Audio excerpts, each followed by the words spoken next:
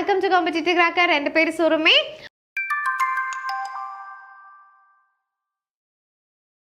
JLT ഹിന്ദിക്ക് എപ്പോഴും ചോദിക്കാറുള്ള വളരെ important ആയിട്ടുള്ള കുറച്ച് ക്വസ്റ്റ്യൻസ് ആണ് നമ്മൾ ഇന്ന് ഡിസ്കസ് ചെയ്യാൻ പോകുന്നത്. ക്വസ്റ്റ്യൻസിലേക്ക് പോയാലോ? ക്വസ്റ്റ്യൻസ് ഏതൊക്കെയാന്ന് നമുക്ക് നോക്കാം.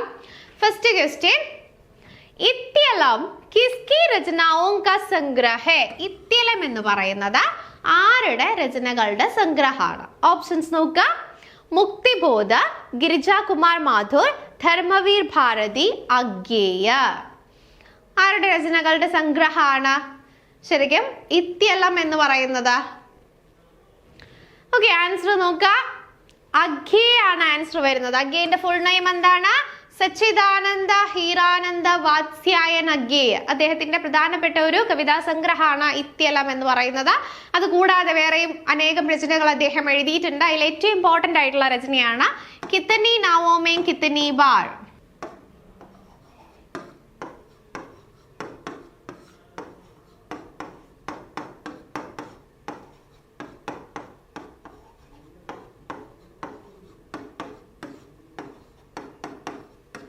ആയിരത്തി 1978 ജ്ഞാൻപീഠ പുരസ്കാരം ലഭിച്ച രചനയുടെ പേരാണ് കിത്തനി നാവോമേ കിത്തനി ബാർ. അത് എഴുതിയിരിക്കുന്നത് ആരാണ്? സച്ചിദാനന്ദ ഹീരാനന്ദ വാത്സ്യായൻ അഗ്ഗേയാണ്. ഓക്കെ, ഇത് കൂടാതെ അദ്ദേഹത്തിന്റെ പ്രധാനപ്പെട്ട മറ്റ് രചനകളാണ്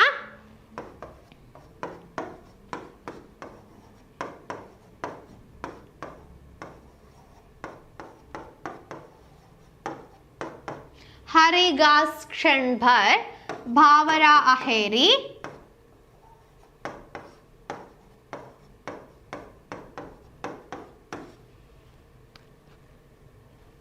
इंद्रधनुष रौंदे हुए थे,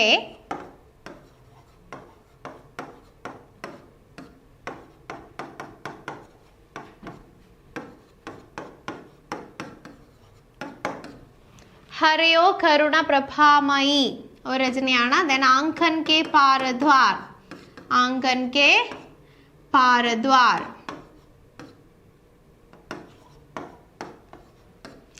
ഇതെല്ലാം അഗ്ഗേയന്റെ വളരെ ഇമ്പോർട്ടന്റ് ആയിട്ടുള്ള രചനകളാണ്. ഏതൊക്കെയാണെന്ന് നോക്കാം. കിത്തനി നാവോമേ കിത്തനി ബാർ, ഹരിഗാസ് ക്ഷൺഭർ, then ഭാവര അഹേരി, ഇന്ദ്രധനുഷ് റൗന്ദേ ഹുവേ ഥേ, ആങ്കൻ കെ പാരദ്വാർ. ഓക്കെ, അതിൽ ഏറ്റവും ഇമ്പോർട്ടന്റ് ആയിട്ടുള്ള രചന കിത്തനി നാവോമേ കിത്തനി ബാർ ആണ്. 1978 ജ്ഞാൻപീഠ പുരസ്കാരം ലഭിച്ച അഗ്ഗേയന്റെ രചനയാണത്. അടുത്ത ക്വസ്റ്റ്യൻ നോക്കാം. കോ കിൻ കാരകോं की विभक्ति है? കോ എന്ന് പറയുന്നത് ഏത് കാരകിന്റെ വിഭക്തിയാണ്? ഓക്കെ, വിഭക്തി ചിഹ്നാണ്. ഓപ്ഷൻസ് നോക്കാം. കർത്ത കാരക, കർത്ത എവൻ കർമ്മ, കർമ്മ എവൻ കരൺ, കർമ്മ എവൻ സമ്പ്രദാൻ, ദെൻ സമ്പ്രദാൻ എവൻ അപാധാൻ. കോ എന്ന പ്രത്യയ ചിഹ്നം രണ്ട് കാരകങ്ങളുടെ വിഭക്തിയായിട്ട് വരുന്നുണ്ട്. അത് ഏതൊക്കെയാണെന്ന് നോക്കാം. ആൻസർ നോക്കാം. കർമ്മ എവൻ സമ്പ്രദാൻ. ഓക്കെ, സമ്പ്രദാൻ കാരകിലും കർമ്മകാരകിലും കോ വിഭക്തി പ്രത്യയം തന്നെയാണ് വരുന്നത് അല്ലെ? ഓക്കെ, ഇതിലെ രണ്ടിന്റെയും പ്രത്യേകത എന്താണ്? രണ്ടും അപ്പൊ ഐഡന്റിഫൈ ചെയ്യുന്നത് എങ്ങനെയാണ്? അതായത് ക്രിയയുടെ ഫലം കർമ്മത്തിലാണ് വന്ന് ഫലിക്കുന്നതെങ്കിൽ നമുക്കതിനെ കർമ്മകാരകം എന്ന് വിളിക്കാം. ഒരു എക്സാമ്പിള് ചോർക്കോ പക്കട. ഓക്കെ, ചോർക്കോ പക്കട. ചോർക്കോ പക്കട എന്ന് പറയുമ്പോ ആരെയാണ് പിടിച്ചത്? കള്ളനെയാണ് പിടിച്ചത്. അപ്പൊ ആ ക്രിയയുടെ ഫലം ആരിലാണ് വന്ന് ഫലിച്ചത്? കർമ്മത്തിലാണ് വന്ന് ഫലിച്ചത്. അതുകൊണ്ട് തന്നെ നമുക്കത് കർമ്മകാരക കോ എന്ന് പറയാം.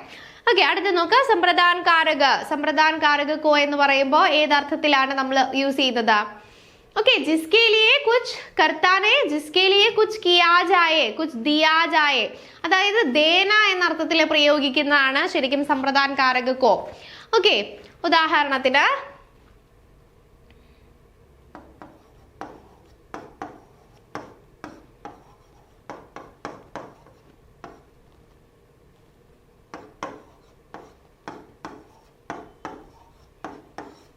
രമേശ് കോ ചായ് ദിയ.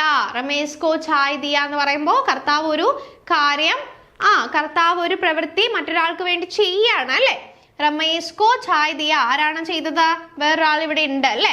വേണമെങ്കിൽ രാധാനെ രമേശ് കോ ചായ് ദി എന്ന് വേണമെങ്കിൽ പറയാം. ഓക്കെ, അപ്പോ ആർക്ക് വേണ്ടിയിട്ടാണോ ഒരു കാര്യം ചെയ്യുന്നത് അവിടെയാണ് നമ്മൾ കോ പ്രത്യയം യൂസ് ചെയ്തിട്ടുള്ളതെങ്കിൽ നമുക്ക് എന്ത് വിളിക്കാം? അതിനെ സമ്പ്രദാൻ കാരക കോ എന്ന് വിളിക്കാവുന്നതാണ്.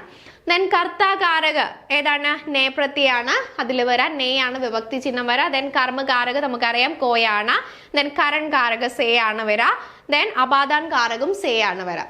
ഓക്കെ, അപ്പൊ അപാദാൻ കാരകം കരൺ കാരകം തമ്മിലുള്ള വ്യത്യാസം കൂടി അറിയണം അല്ലെ. കരൺ കാരകം എന്ന് പറഞ്ഞാൽ നമ്മൾ ആർക്ക് വേണ്ടിയിട്ടാണ്, ആരുടെ സഹായത്തോടു കൂടിയാണ് ഒരു ക്രിയ ചെയ്യുന്നത്, അവിടെ നമ്മൾ ആ വസ്തുവിന്റെ ഏതാണ് നമുക്ക് ഹെൽപ്പ് ചെയ്ത വസ്തു അതിന്റെ കൂടെ നമ്മൾ സേ പ്രത്യയം ആഡ് ചെയ്തിട്ടുണ്ടെങ്കിൽ അതിനെ നമുക്ക് കരൺ കാരകം എന്ന് വിളിക്കാം. ഉദാഹരണത്തിന് കലം സെ ലിഖ, പേന കൊണ്ട് എഴുതി എന്ന് പറയുമ്പോൾ അവിടെ ഏത് വസ്തുവിന്റെ ഹെൽപ്പോട് കൂടിയിട്ടാണ് ഒരു ക്രിയ ചെയ്തത് അതിന്റെ കൂടെയാണ് നമ്മൾ സേ പ്രത്യയം ആഡ് ചെയ്തത്.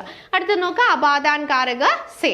അപാദാൻ കാരക സേ എക്സാമ്പിൾ പറയുകയാണെങ്കിൽ ഇപ്പോൾ വൃക്ഷ സേ ആം ഗിര എന്ന് പറയുമ്പോൾ മരത്തിൽ നിന്ന് മാങ്ങ വീണു എന്ന് പറയുമ്പോൾ എന്താണ്, അൽഗാവ് സൂചിപ്പിക്കുന്ന തരത്തിലുള്ള വേർഡ് അല്ലെങ്കിൽ അലഗ് ഹോന എന്ന അർത്ഥത്തിൽ ഉപയോഗിക്കുന്ന തരത്തിലുള്ള സെന്റൻസുകളിലാണ് സേ പ്രത്യയം വരുന്നതെങ്കിൽ, അതായത് ഒന്നിൽ നിന്ന് മറ്റൊന്നിലേക്കുള്ള വേർപിരിയെ സൂചിപ്പിക്കുന്ന സെന്റൻസുകളിലാണ് സേ പ്രത്യയം വരുന്നതെങ്കിൽ അതിനെ നമുക്ക് അപാദാൻ കാരക സേ എന്ന് വിളിക്കാവുന്നതാണ്. അടുത്ത് നോക്കുക കാളിദാസ് കെ ജീവൻ പർ ആധാരിത് നാടക കോൻ സാ ഹൈ. കാളിദാസന്റെ ജീവിതമായിട്ട് റിലേറ്റ് ചെയ്ത നാടകം ഏത്? ഓപ്ഷൻസ് നോക്കുക. ജയ് പരാജയ്, ആഷാഢ് കാ ഏക് ദിൻ, മേഘദൂത, ലഹരോം കാ രാജഹംസ. ഏതാണ് വരുന്നത് ആൻസർ?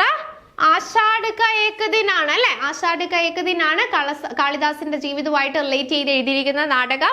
അത് ആരുടെ രചനയാണ്? അത് ആഷാഢ് കാ ഏക് ദിൻ എന്ന് പറയുന്ന ആരുടെ രചനയാണ്? മോഹൻ രാഗേഷിന്റെ രചനയാണ്. അതുകൂടാതെ ലഹരോം കാ രാജഹംസ, ആദ്യ അധൂരെ എന്ന രചനകളും അദ്ദേഹം എഴുതിയിട്ടുണ്ട്. അതിൽ ആദ്യ അധൂരെ എന്ന രചനയുടെ പ്രത്യേകത എന്താണ്? ആദ്യ അധൂരെ മധ്യവർഗീയ സമാജ് പർ കേന്ദ്രിത ഏക രചന ഹൈ. ഓക്കെ, അടുത്ത് നോക്കുക त्रिशूल ഉപനാം സേ കവിത ലിഖനെ വാലെ കവി കോൻ ഹെ. त्रिशूल എന്ന ഉപനാമത്തിൽ രചനകൾ എഴുതിയ റൈറ്റർ ആര്? ഓപ്ഷൻസ് നോക്കുക. റായ് ദേവി പ്രസാദ് പൂർണ്ണ, രാംചരിത് ഉപാധ്യായ്, ലാല ഭഗവാദീർ, ഗയാ പ്രസാദ് ശുക്ല സനേഹി. ആരാണ് ആൻസർ വരുന്നത്? ഗയാ പ്രസാദ് ശുക്ല സനേഹിയാണ് നമ്മൾ त्रिशूल എന്ന ഉപനാമത്തിൽ അറിയപ്പെടുന്ന റൈറ്റർ. ഓക്കെ, അടുത്ത ക്വസ്റ്റ്യൻ നോക്കുക. ഇൻമേം നിജവാചക് സർവനാം ഹേ. നിജവാചക് സർവനാം താഴെ കൊടുത്തിരിക്കുന്നതിൽ ഏതാണെന്ന് കണ്ടുപിടിക്കുക. ഓപ്ഷൻസ് നോക്കുക. അപ്പന, ആപ്, തും, ആപ്കോ. ഏതാണ് നിജവാചക് സർവനാം എന്ന് പറയുന്നത്? ആൻസർ നോക്കുക. ആപ്പാണ്. ഓക്കെ, ആപ്പാണ് നമ്മൾ നിജവാചക് സർവനാം. നിജവാചക് സർവനാം എന്ന് പറഞ്ഞാൽ നിജ് കെ ലിയെ ഇസ്തമാൽ കിയാ ജാതാ ഹൈ, അതായത് സ്വയം എന്ന അർത്ഥത്തിൽ ഉപയോഗിക്കുന്നതാണ് നിജവാചക് സർവനാം. എക്സാമ്പിൾ പറയുകയാണെങ്കിൽ ഗുഡ്, ആപ്പ്, അപ്പനെ ആപ്പ് എന്നീ വേർഡ്സ് ആണ് അതിന്റെ എക്സാമ്പിൾ ആയിട്ട് വരിക. അപ്പൊ ആപ്പ് എന്ന് പറയുന്ന സർവനാം നിജവാചക് സർവനാമാണ്. ശരിക്കും 6 സർവനാമങ്ങളാണുള്ളത്. ഏതൊക്കെയാണ്? ഒന്നാമത്തത് പുരുഷവാചക് സർവനാം, പുരുഷവാചക്. then നിജവാചക, then നിശ്ചയവാചക, അനിശ്ചയവാചക,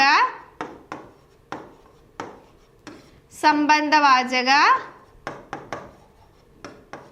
പ്രശ്നവാചക. ഓക്കെ, ഇങ്ങനെ ടോട്ടൽ 6 സർവനാമങ്ങളാണുള്ളത്. പുരുഷവാചക് സർവനാം എക്സ്ട്രാ 3 ആയിട്ട് പിന്നെയും തിരിക്കാം. ഏതൊക്കെയാണ്? ഉത്തം പുരുഷ, മധ്യപുരുഷ, then അന്യപുരുഷ. ഉത്തം പുരുഷ എന്ന് പറയുന്നത് മേം ഹം, അത് രണ്ടുമാണ് ഉത്തം പുരുഷായിട്ട് വരുന്നത്. മധ്യപുരുഷ എന്ന് പറയുന്നത് തൂത്തും. then അന്യപുരുഷ യഹ വഹ യേ വേ എന്നീ വേർഡ്സ് ആണ് നമ്മൾ അന്യപുരുഷ സർവനാമമായിട്ട് പറയുന്നത്. നിജവാചക ഏതാണ്? ആപ്. then നിശ്ചയവാചക യഹ വഹ യേ വേ, അതായത് നമുക്ക് ഇന്നതാണെന്ന് ഉറപ്പുണ്ട് അതിനെ സൂചിപ്പിക്കാനുള്ള സർവനാമാണ് നിശ്ചയവാചക സർവനാം യഹ വഹ യേ വേ. then അടുത്ത് നോക്കുക അനിശ്ചയവാചക സർവനാം, അതായത് നമുക്ക് ക്ലിയർ അല്ല, ഇന്നതാണോ എന്ന് അറിയില്ല. അപ്പൊ നമ്മൾ അവിടെ എന്താ യൂസ് ചെയ്യുക? കോയി, കുച്ച് എന്നീ സർവനാമങ്ങളാണ് ഉപയോഗിക്കുക. അനിശ്ചയവാചക സർവനാം എന്നാണ് അതിനെ പറയാം. then അടുത്ത് നോക്കുക സംബന്ധവാചക് സർവനാം, പരസ്പരം ഒരു കണക്ഷന് വേണ്ടിയിട്ട് നമ്മൾ ഉപയോഗിക്കുന്ന സർവനാമങ്ങളാണ്. ഏതാണ് അതിന് എക്സാമ്പിൾ? ജോ, സോ. then അടുത്ത് നോക്കുക പ്രശ്നവാചക് സർവനാം. പ്രശ്നവാചക് എന്ന് പറഞ്ഞാൽ എന്താണ്? ക്വസ്റ്റ്യൻസ്, അതായത് പ്രശ്നം എന്ന് പറഞ്ഞാൽ എന്താ? ക്വസ്റ്റ്യൻസ് ചോദിക്കുക. ഓക്കെ, അത്തരത്തിലുള്ള വേർഡ്സ് ഏതൊക്കെയാണ് വരാ? ക്യാ, എന്താണ്? കോൻ, ആരാണ്? അതൊക്കെയാണ് പ്രശ്നവാചക് സർവനാമിന് എക്സാമ്പിൾ ആയിട്ട് നമുക്ക് പറയാൻ സാധിക്കുന്നത്. ഓക്കെ, അടുത്ത ക്വസ്റ്റ്യൻ നോക്കാം. ഘടി ബോലി കിസ് ഉപഭാഷ കി ബോലി ഹെ. ഘടി ബോലി എന്ന് പറയുന്നത് ഏത് ഉപഭാഷയുടെ ബോലിയാണ്? ഓക്കെ, ടോട്ടൽ ഹിന്ദിയിൽ ടോട്ടൽ 5 ഉപഭാഷകളാണ് വരുന്നത്. ഓക്കെ, അതിൽ ഘടി ബോലി എന്ന് പറയുന്നത് ഏത് ഉപഭാഷയുടെ ബോലിയാണെന്ന് നോക്കാം. ആൻസർ വരുന്നത് പശ്ചിമ ഹിന്ദിയാണ്. പശ്ചിമ ഹിന്ദിയുടെ ബോലിയാണ് ഘടി ബോലി. ഓക്കെ, പശ്ചിമേന്ത്യയാണ്. പശ്ചിമേന്ത്യ കൂടാതെ ഏതൊക്കെയാണ് ബാക്കിയുള്ള ഉപഭാഷകൾ വരുന്നത്? പശ്ചിമേന്ത്യ first, then Purviya Hindi, then Rajasthani, Pahari, Bihari. Okay, പശ്ചിമേന്ത്യ, പൂർവീയ ഹിന്ദി, രാജസ്ഥാനി, പഹാഡി, ബിഹാരി എന്നീ ഉപഭാഷകളാണ് ഹിന്ദിയിലുള്ളത്. അതിൽ പശ്ചിമ ഹിന്ദിയുടെ ബോലികൾ ഏതൊക്കെയാണ്? ബ്രജ് ഭാഷ, ഘടിബോലി യാ കൗരവി, ഹരിയാണി, ബുന്ദേലി, കനൌജി. അതിൽ ഹരിയാണി ഭാഷയെ, ഹരിയാണി ബോലിയാണ് നമ്മൾ ബാംഗറു എന്ന പേരിലും അറിയപ്പെടുന്നത്. അതുപോലെ ഘടിബോലിയാണ് ഏത് പേരിൽ അറിയപ്പെടുന്നത്? കൗരവി എന്ന പേരിൽ അറിയപ്പെടുന്നത്. അതൊക്കെ എക്സാമിന് ചോദിക്കാറുള്ളതാണ്. then അടുത്ത് നോക്കുക പൂർവീയ ഹിന്ദി. പൂർവീയ ഹിന്ദിയിലെ ബോലികൾ ഏതൊക്കെയാണ്? അവധി, ബഗേലി, ഛത്തീസ്ഗഡി എന്നിങ്ങനെയാണ്. അടുത്ത് നോക്കുക രാജസ്ഥാനി. രാജസ്ഥാനിയിൽ ഏതൊക്കെയാണ് ബോലികൾ വരുന്നത്? മാർവാടി, ജയ്പൂരി, മേവാത്തി, മാലവി എന്നിങ്ങനെയാണ് അതിലെ ബോലികൾ വരുന്നത്. അടുത്ത് നോക്കുക പഹാഡി. ഓക്കെ, പഹാഡി ഏതൊക്കെയാണ്? പശ്ചിമി പഹാഡി, മധ്യവർത്തി പഹാഡിയാണ് വരുന്നത്. കുമയൂണി, ഗഡ്വാലി എന്നീ ബോലികളാണ് അതിൽ വരുന്നത്. അടുത്ത നോക്കുക ബിഹാരി. ബിഹാരി എന്ന് പറയുമ്പോൾ അതിലെ ബോലികൾ ഏതൊക്കെയാണ്? ഭോജ്പുരി, മഗഹി, മൈഥിലി എന്നീ ബോലികളാണ് പഹാഡിയിൽ വരുന്നത്, ബിഹാരിയിൽ വരുന്നത്. ഓക്കെ, വളരെ ഇമ്പോർട്ടൻ്റ് ആയിട്ടുള്ള ടോപ്പിക്കാണ് ബോലികൾ. അത് പഠിച്ചു വെക്കുക. ടോട്ടൽ 18 ബോലികളാണ് ഉള്ളത്. ഹിന്ദിയിൽ എക്സാമിന് ക്വസ്റ്റ്യൻസ് വരാറുള്ളതാണ് ബോലികൾ എത്രയാണെന്നുള്ള ക്വസ്റ്റ്യൻ. ഓക്കെ, അടുത്ത് നോക്കുക കൃഷ്ണ ഗീതാവലി കിസ്കി രചന ഹെ. കൃഷ്ണ ഗീതാവലി എന്ന് പറയുന്നത് ആരുടെ രചനയാണ്? ഓപ്ഷൻസ് നോക്കുക. സൂർദാസ്, തുളസിദാസ്, നാഭാദാസ്, ചൈതന്യ മഹാപ്രഭു. ഓക്കെ, നോർമലി കൃഷ്ണനെ കുറിച്ച് രചനകൾ എഴുതിയിരിക്കുന്ന ആരാണ്? സൂർദാസ് ആണ്. അതുകൊണ്ട് തന്നെ നമുക്ക് ഡൗട്ട് ഉണ്ടാവാം അത് ആരുടെ രചനയാണെന്ന്. പക്ഷെ ആൻസർ നോക്കുക, തുളസിദാസ് ആണ് കൃഷ്ണ ഗീതാവലി എഴുതിയിരിക്കുന്നത്. ഓക്കെ, അപ്പൊ കൃഷ്ണനെ കുറിച്ച് രചന ആരും എഴുതിയിട്ടുണ്ട്? തുളസിദാസും എഴുതിയിട്ടുണ്ട്. അപ്പൊ അത് കറക്റ്റ് ആയിട്ട് നോട്ട് ചെയ്ത് പഠിക്കാം. ഓക്കെ, അപ്പോൾ തുളസിദാസിന്റെ കൃഷ്ണ ഗീതാവലി എന്ന രചന അത് എഴുതിയിരിക്കുന്ന ഏത് ലാംഗ്വേജിലാണെന്ന് കൂടി നോക്കുക. ഏത് ലാംഗ്വേജിലാണ്? ബ്രജ് ഭാഷയിലാണ് അദ്ദേഹം രചനകൾ എഴുതിയിരിക്കുന്നത്. ഓക്കെ, രാംചരിത് മാനസ്, രാംലല നെഹ്ജു തുടങ്ങിയ രചനകളൊക്കെ അദ്ദേഹം അവധി ഭാഷയിലാണ് എഴുതിയിരിക്കുന്നത്. പക്ഷെ കുറച്ച് രചനകൾ അദ്ദേഹം ബ്രജ് ഭാഷയിൽ എഴുതിയിട്ടുണ്ട്. അത് എക്സാമിന് എക്സ്ട്രാ ചോദിക്കാറുള്ളതുമാണ്. അതൊന്ന് നോട്ട് ചെയ്യാം ഏതൊക്കെയാണെന്ന്. ഏതൊക്കെയാണ് വരുന്നത്? കൃഷ്ണ ഗീതാവലി, കവിതാവലി, വിനയ് പത്രിക,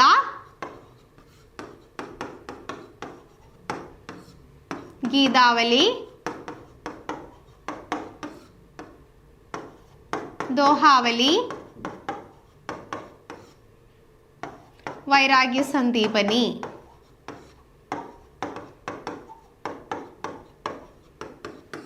ഇത്രയാണ് ബ്രജ് ഭാഷയിൽ എഴുതിയിട്ടുള്ള നമ്മുടെ തുളസിദാസിന്റെ രചനകൾ. ബാക്കിയുള്ള രചനകളെല്ലാം അദ്ദേഹം എഴുതിയിരിക്കുന്നത് അവധി ഭാഷയിലാണ്. അപ്പൊ 2 ലാംഗ്വേജിലും അദ്ദേഹം രചനകൾ എഴുതിയിട്ടുണ്ട് എന്ന കാര്യം കൂടി ഓർത്തു വെക്കാം.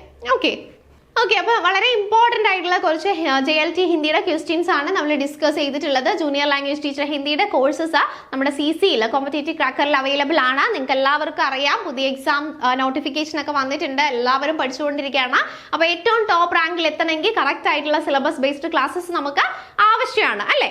20 മാർക്കിന്റെ ജനറൽ ടോപ്പിക്കിന്റെ ക്വസ്റ്റ്യൻസും അതുപോലെ 80 മാർക്കിനാണ് നമ്മുടെ ഹിന്ദിയിൽ നിന്ന് ക്വസ്റ്റ്യൻസ് വരുന്നത്. ഹിന്ദിയിൽ നമ്മൾ എല്ലാവരും ഏകദേശം ഒരേ ലെവലിൽ തന്നെ ആൻസർ സ്കോർ ചെയ്യും. പിന്നെ ബുദ്ധിമുട്ടുകൾ നേരിടുന്നത് ഏത് സെക്ഷനിലാണ്? GK സെക്ഷനിലായിരിക്കും അല്ലെ? അപ്പോൾ രണ്ടിനും കറക്റ്റ് ആയിട്ട് സിലബസ് ബേസ്ഡ് ക്ലാസ്സസ് CCയിൽ അവൈലബിൾ ആണ്. ജോയിൻ ചെയ്യാൻ താല്പര്യമുള്ളവർ എത്രയും പെട്ടെന്ന് ജോയിൻ ചെയ്യാം.